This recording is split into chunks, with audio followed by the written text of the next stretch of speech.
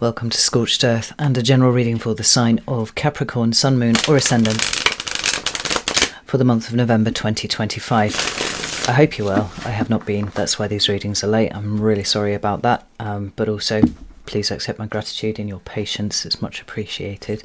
I'm using the Time Tarot for you today, which is a new deck to me. I've actually owned it for quite a long time, but I've never got it out and used it. And today there was a strong pull towards this particular deck. So you and I are going to see it for the first time properly together.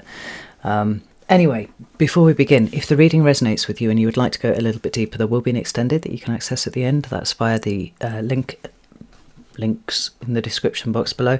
The first one will take you to Selfie. Or alternatively, you can come via the second link and join my private community, which is the Order of the Phoenix over on the Circle platform.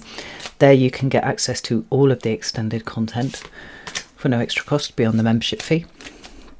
You can hang out with an extraordinary group of people, see the weekly energy readings that I do every week, which run anywhere between 40 to 60 minutes quite often. And if you join at the higher tier, then you can also come participate in the live classes that we run over there. So if that sounds like it might be something that's of interest to you, you know what to do with those links. Anywho, let's flip you around and let's get 3 cards for Capricorn, please. There's the first card. We have the 7 of Swords in your recent past. What about current energy for Capricorn, please? Thank you. We have the Knight of Swords. It's Gemini energy right there. And what about what's coming towards Capricorn, please, for the rest of November? What does Capricorn need to know? Oh, got a lot of spinning cards, but nothing coming out. Whoa, apart from that one right there. Let me go get that, see what that is.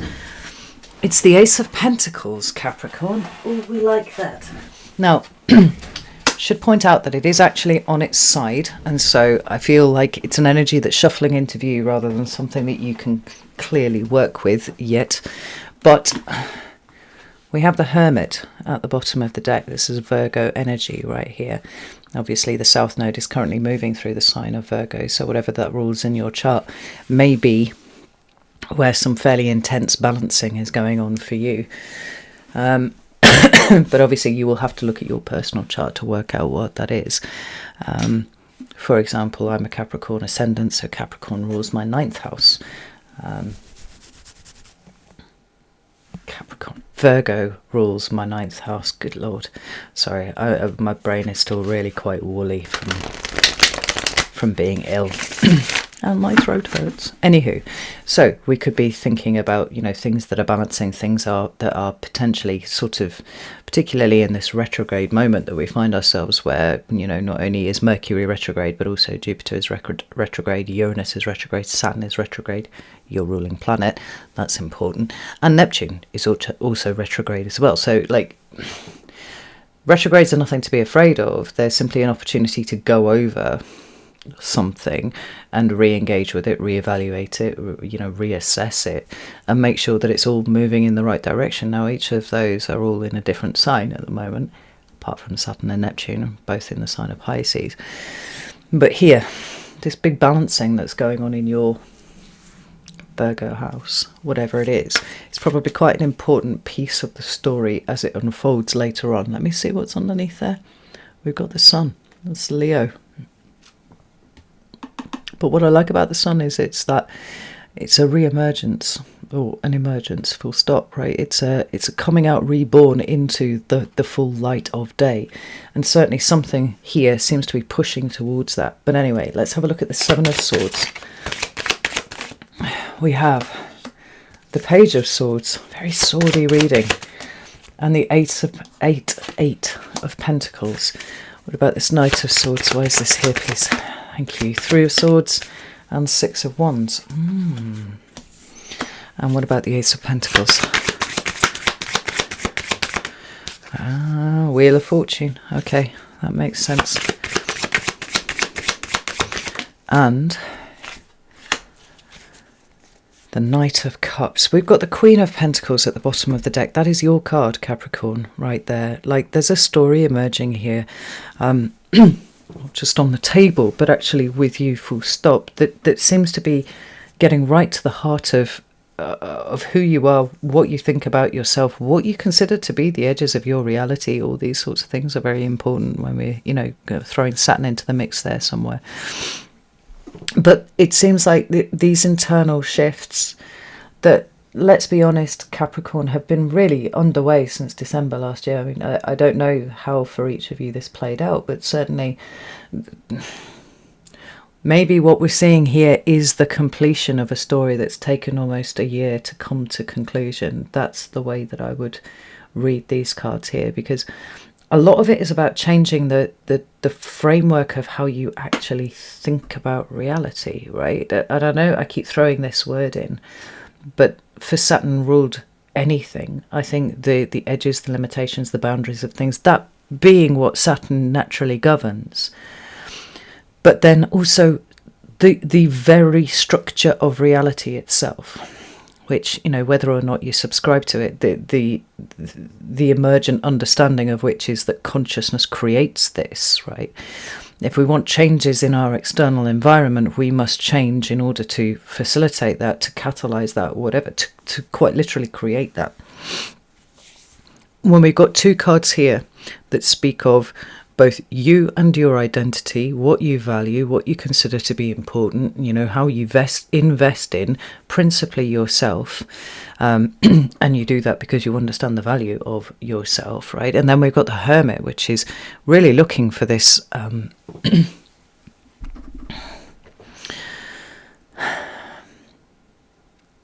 this deep internal understanding, deep internal wisdom.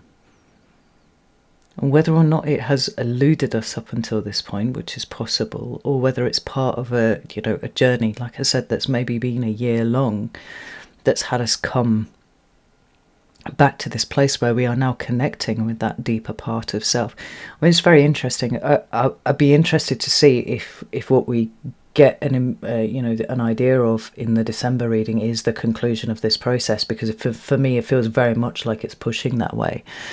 And I would imagine a lot of Capricorns are going to be fairly relieved about that, because the uncertainty that we've been fielding, and I say we because I'm a Capricorn ascendant, right, that we've been fielding this year has been nothing short of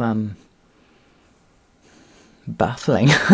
Like how you're supposed to plan and move forward and do all of those things that are so innate to the Capricorn experience, which is to plan and work hard towards an end goal. We don't know what the fucking goal is. We've not known, certainly not been able to build anything too meaningful outside of ourselves at this point. It's like all of the energy has gone on this internal journey right here, but something seems to be changing. Something is shuffling into view. We're seeing it here for the rest of November. But before we get on to that, let's have a look at what's going on here. Sorry, it's just a winged thing has flown in. I don't know if it's a bee or a wasp or whatever. I don't know. Anywho, so let me get my piece of selenite here.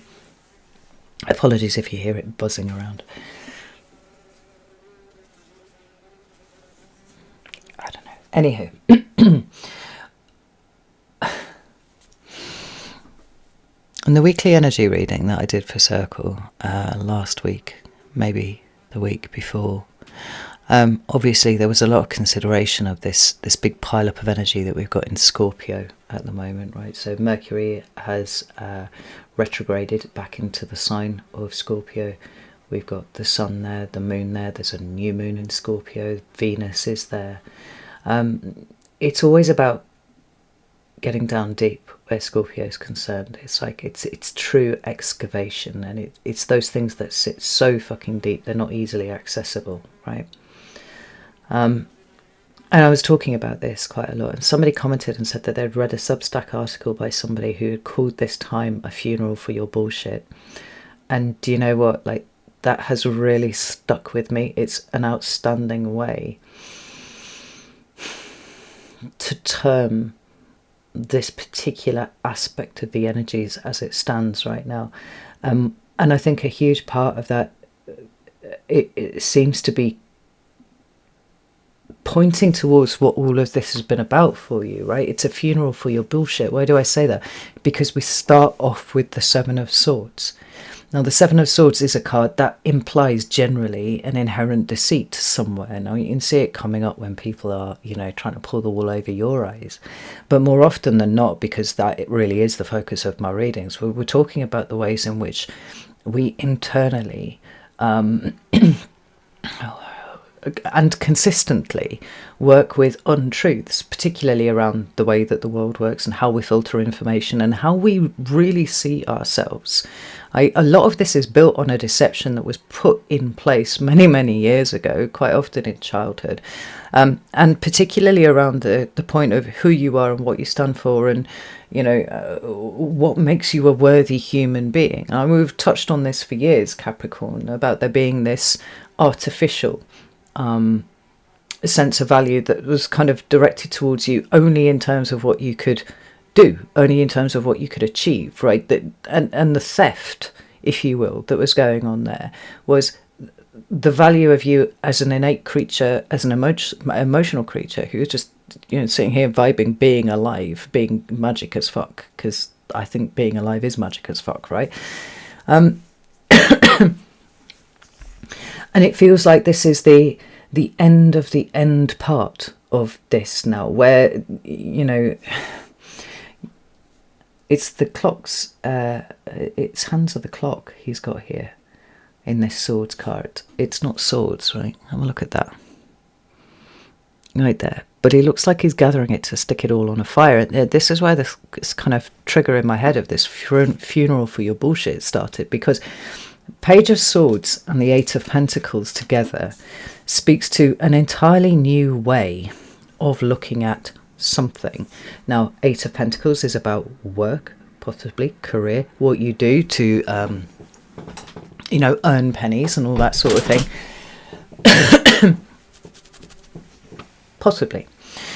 It also speaks about mastery, it speaks about commitment, it speaks about discipline, right? But the thing that it does talk about is the very fucking point of everything, right? Why is it that we do what we do? Why do we work so hard to achieve mastery at this thing? Well, because we believe that there is an implied value in what we are doing. Now, I think this idea of value is something that's been coming in and out for you all year, Capricorn, because slowly, subtly, what has been changing is your understanding of the nature of value and the kind of value that you hold in and of yourself. It's been a deeply uncomfortable journey, I think, as anything that has us kind of confronting core beliefs often is, because there's a lot that tends to fall over under the light of examination. And where we fail to examine is usually where, we build on things that have a shaky foundation. Now, I don't know a Capricorn, and I know a lot of Capricorns, interestingly enough. I do really enjoy Capricorn energy, and I love Capricorns. I've never met a Capricorn that wasn't pretty accomplished in something, one way or another, right? And it didn't have to be something that you do as a career. It's like that dedication and commitment to patiently working away at something means that most Capricorns have an interesting kind of sideline hobby, or an interest in something that they are actually kind of somewhere near expert in. I mean, you being Capricorn, it's quite often that you would, use that as a resource and find a way to kind of capitalize on that, to be fair. But the idea of your own value is something that's been so alien to you. I feel like this is where the confusion's been all of this year. It's just like, well, how do I measure my worth if it's not about what I'm producing? Like, there is a new way of thinking about everything that is emerging that sees you at the centre of a web that was previously not of your own creation. And it's why things have always felt a little bit off. And I think that feeling of things being a little bit off is only really visible in retrospect. You kind of just stuck with it because that's what you were supposed to do, right? But when it comes down to it, now things feel different, things feel off. And whether it's because the web needs realigning or whether the pentacles need to go in a different place, it's like with the wisdom of experience, you are now looking at it and going, quite a lot of the way that my life has been constructed is off. And I don't really want it to look like that anymore. I want it to look like something that is much more reflective of an inherent value that I am starting to factor into my worldview. Because this Page of Swords is, it's not ace level breakthrough, right? Ace of Swords is like a true epiphany moment. But it's beginning to take all the bits of information that are relevant and leave what is not behind. The funeral for your bullshit. The Seven of Swords, right? And a lot of that is going to involve, kind of picking something up and going, well, is this true? Doesn't matter how I feel about it. Is this true? And the reason that I say it doesn't matter what you feel about it is because you've done a really good line in being able to push your feelings about anything to the side. A lot of that started to shift this year. There's a lot of emotional energy that's been kind of running through Capricorns, and I know that that's felt quite overwhelming at times. And we're not quite at Queen of Swords level yet. You notice that we have the progression, but we're certainly starting to integrate, which is to say collect, pieces of information that are subtly shifting what we think and the way that we interact with reality versus where we were before. Seven of Swords.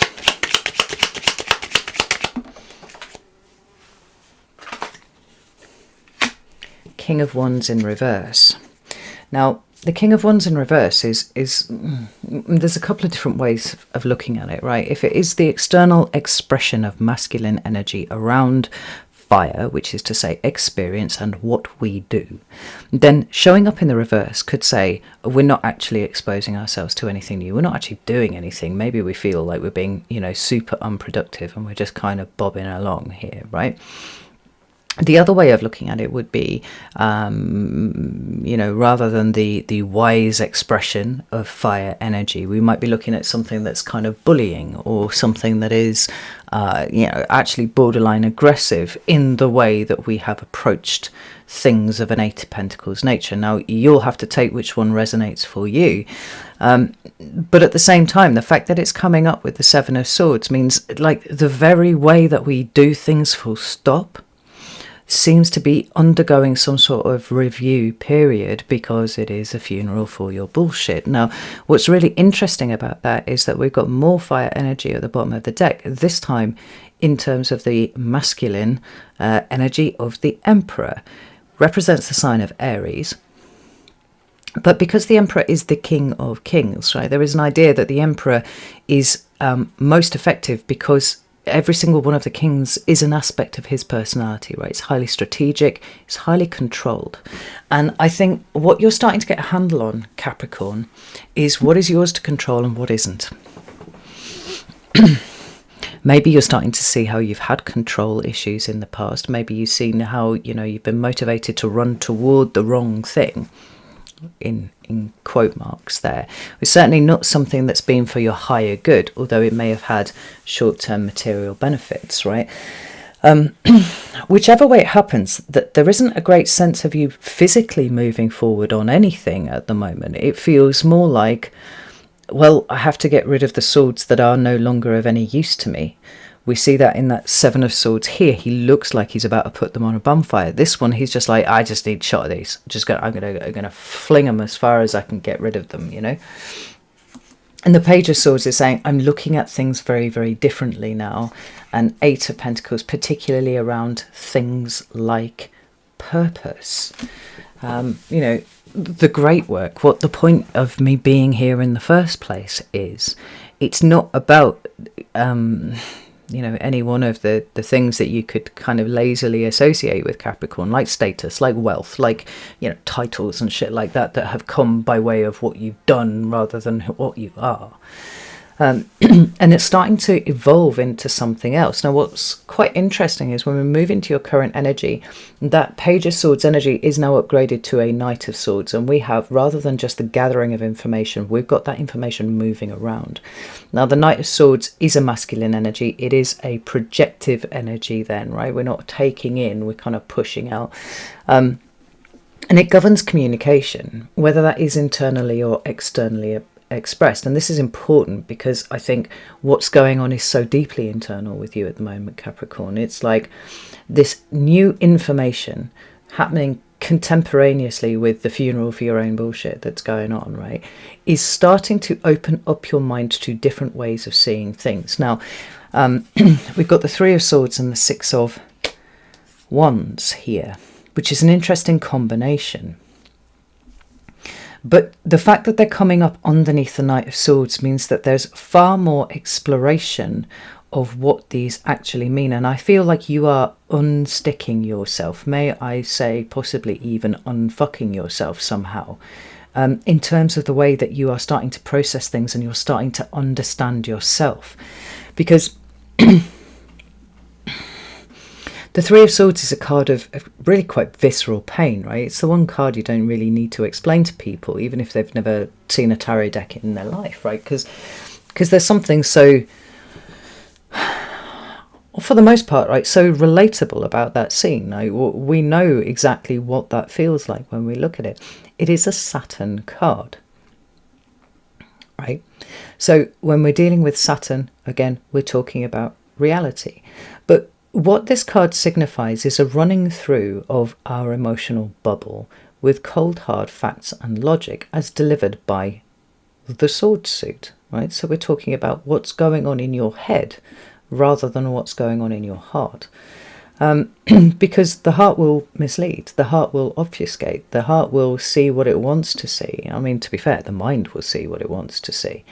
But there's an intersection point here going on where some sort of illusion has been pierced, and now things don't look the same anymore. And part of the illusion may well have been the fact that your feelings don't matter, Capricorn. That nobody's really interested in that emotional part of you, and thus, if you wish to stay in favour, you too must not be interested in that emotional part of you. Remember, like, your value has been always in what you can provide, what you can produce, what you can achieve. There's really no room for your emotional state in there. Because it's a binary of did you achieve it or not.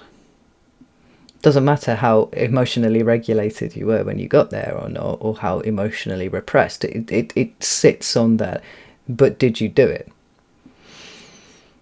This is part of the funeral of the bullshit. And it makes sense that these sorts of energies would be coming up in Scorpio season because we're having to go so much deeper than we ordinarily would. Particularly for a sign that tends to fixate on where they're going, which Capricorn does, right? As a cardinal sign, you're pointing the way, you're right, this is what I'm going to do. And then you lock in on that and you move forwards. Now, everything about this year has been completely fucking discombobulating for you, because it's like the ability to be able to do that in one way or another has been taken from you. And the question is, can you swim around in your own goat soup for a little while while you work out some really, really important things? And honestly, I think if any of us had been spoken to in December last year, we would have gone, rather not, thanks. No, quite happy with the way that I do things. Thank you very much.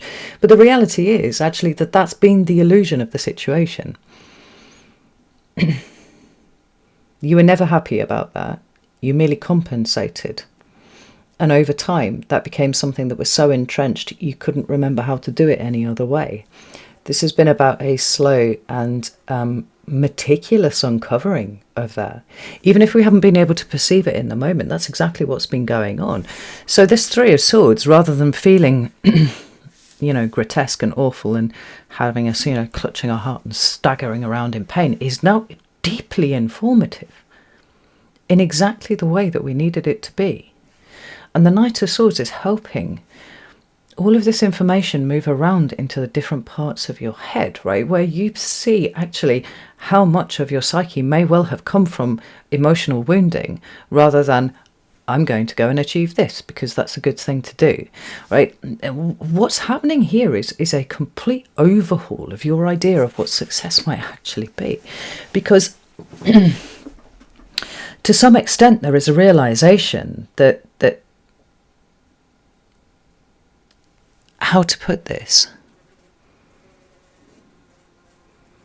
How driven and motivated you have been to succeed has been directly and possibly inversely proportional to how pained you've been at not being seen for what you are. And a lot of why this is so uncomfortable is because so much of your identity has been wrapped up in that the unpicking of it has felt like an unpicking of your whole identity. Now the Six of Wands is about success, right? And there is a kind of, oh, holy shit. If I wasn't so pained, then maybe I might not have achieved quite so much as I have done all the time, where I've been trying to assuage that emotional pain without even looking at it. But at the same time, what is emerging is a developing idea of what a different kind of success might look like. I mean, even the fact that you've managed to make contact with this part of yourself full stop feels like a successful thing.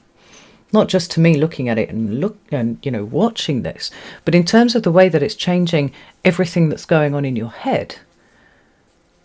There's something very curious about this. And it's your curiosity, Capricorn, that I can feel. Because at heart, you are a natural problem solver anyway, right? But it's taken some hella fucking detective work. And it's almost like, trying to get to the point where you've started to discover the answer has been handicapped by not even knowing what the fucking question was for a year. Nothing about the way that you naturally do things and the way that you're naturally good at things actually has really been given much of an opportunity to be involved in what it is to be you this year. And that's a harsh energy. It's like, okay, well, you need to open this jar over here, but you have to use your non-dominant hand, right? And you're not allowed to use your knees to grip the jar while you're trying to open it. You got to open this jar with your left hand. Then you're like, okay, all right. And somewhere in amongst all of that struggle, the lid started to loosen. And I'm like, oh goodness, I can do this. Now this is probably a really, really shit analogy, right? But at the same time, like, I'm trying to show how there's something opening up here that ordinarily you would never have really lent into because you didn't see the point. But because why would you? Because your right hand's so competent, or whichever, your dominant hand is so competent. Why would you ever try and use that one?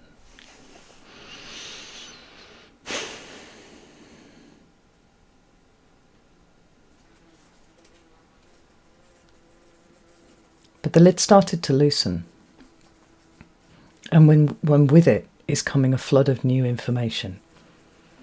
And that new information is constructing a very different worldview than you've had before.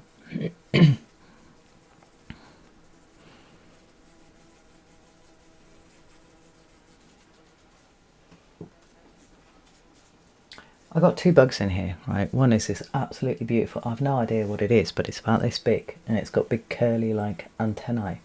And it's just sitting very quietly, being very beautiful. A fucking wasp.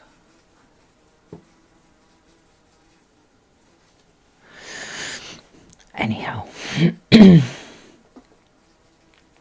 Niggly distractions. I wonder if your whole year's been full of niggly distractions that are kind of taking you away from the expression of your energy in a way that you would like to express it. I think so. But it's all been for a purpose, Capricorn, and that's the thing that seems to be coming up from the deep here, is the awareness of there being an underlying purpose to it. And there being so much curiosity about what this may mean, that we are now creating an altogether new way of being a Capricorn. And I like that. Because when we look at the rest of November, we could say, well, really, there's not too much that's moving. And that would be true. That would be a fair assessment. The Wheel of Fortune is on its side. The Ace of Pentacles is on its side. But these, for me, feel like they're energies that are kind of shuffling into view. I think I used that phrase before, right? Now, whether it is in December or whether it's in a more expanded kind of sense, like Capricorn season, which will take us into 2026, or whether it's something that sits outside of the boundaries, the artificial boundaries of our understanding of time, I'm not sure. But we're starting to work to a very different kind of framework. That's what this feels like here. So rather than being all like, chewing on your own limbs because nothing's moving forward, it's kind of like, oh no, everything's moving exactly as it's supposed to. This is cool. Like there's a flow here that you seem to be starting to perceive and kind of getting with, right? Because the Ace of Pentacles, when it shows up, it feels like it's going to look like that for you, Capricorn. Take a look at that card there. It's literally a light shining through the clouds, the storm clouds, and trust me, there will be many in 2026. Like perfectly highlighting the spot for you to start investing your pentacles, right? But you're investing your pentacles from a new, more complete space than you've ever occupied before. Maybe you have more seeds at your disposal. Maybe you have a whole new tool set at your disposal, right? So rather than having to dig everything with a spade, it's like, I've got a plow. I know exactly what to do. This is going to make everything run a lot more efficiently. And then I get some time to rest, for example, could be part of this thing. But I think in terms of where you want to go, it's like everything's not quite in the right place yet. So there's no point in planting seeds yet because there is a process that is still working its way through. Now, when you look at the Wheel of Fortune, I think it's this wheel of, the fact that it's this Wheel of Fortune is really quite interesting because what we don't have is a sense of the predictable cycling of energy that we usually see on a Wheel of Fortune, right? We've got twigs sticking out everywhere. Even if you try and follow the strings, it's like there is no predictable movement here. In fact, it feels like this Wheel of Fortune kind of throws everything that we thought we understood about the Wheel of Fortune and all that sort of thing on its head, right? We've got the sun down here and the moon up here. But at the same time, there is an understanding that those things are connected and there is a rotation. Oh.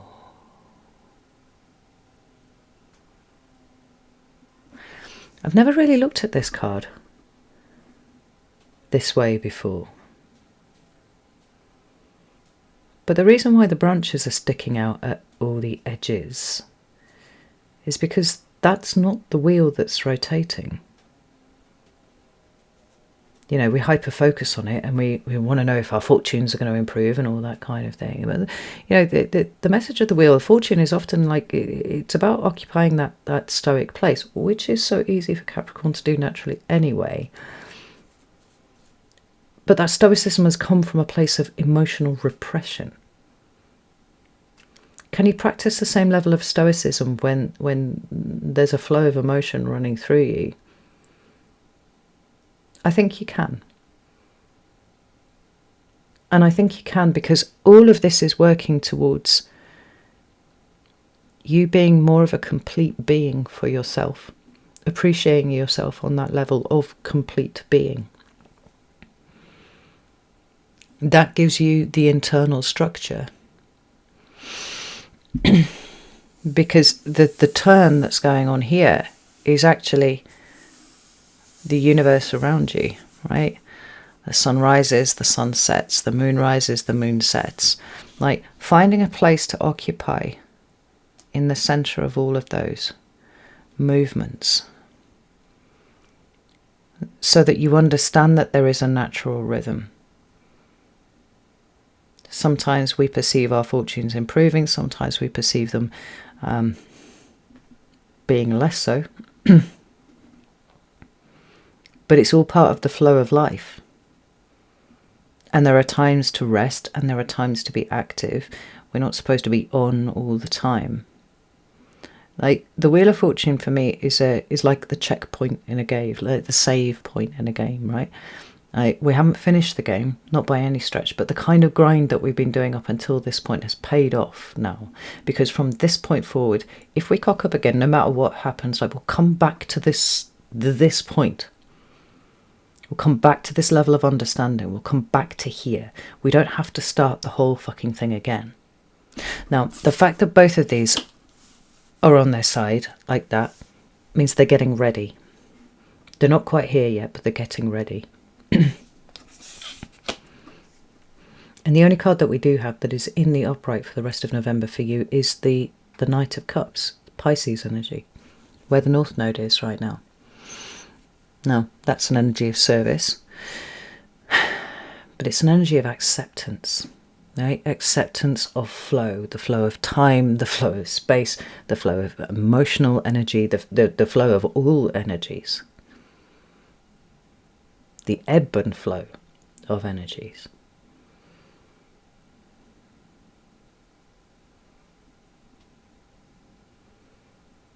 There's a process of acceptance here, and maybe in the second half of, November, when we understand a little more clearly what emotionally we're dealing with, then we can start cultivating that acceptance. But it's taking us somewhere. It's not like, well, off you go, Capricorn, just go and rest for a bit and go do a retreat. You'll feel loads better when you come out. Like, no, it's not that. It's like, can you accept what your mind is now providing to you? Can you accept that the Knight of Cups has as much of a role to play as the Knight of Swords, or the Knight of Pentacles, or the Knight of Wands even? Like, both of these indicate movement. I think there's a dry old riverbed that is the water is starting to trickle down. And maybe over the course of the rest of this month, like, that may well turn into quite the torrent. But it's only when the water settles down that we'll know what it looks like when it's flowing properly.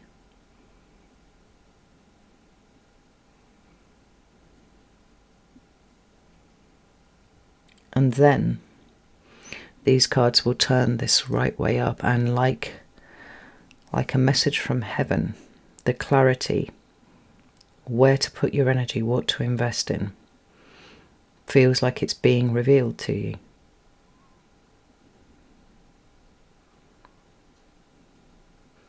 But there's a need to be still, to allow all the pieces of the puzzle, almost, to arrive in the right place before we can start assessing next moves forward. This is really interesting, Capricorn. It's really, really interesting. So I'm going to go over to the extended now. You can join me if you would like to do so. You can do that on Selfie, you can do that on Circle. I'd be delighted to see you in either place. And I'm delighted to feel the impending conclusion of this year, which has been so very fucking educational, right? I remember saying that to an ex once. It's been educational, thank you.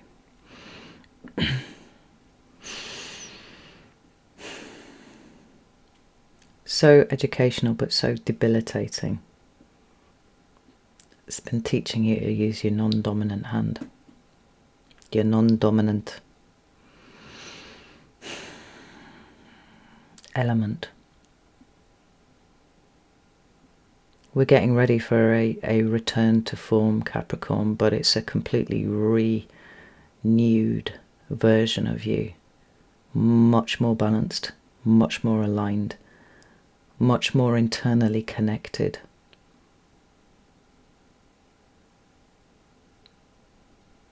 and I'm very excited about this. So I'm gonna go over to the extended now. So know that I love you all very, very much. Thank you again for waiting for me. I appreciate you. Take care, and I'll see you soon.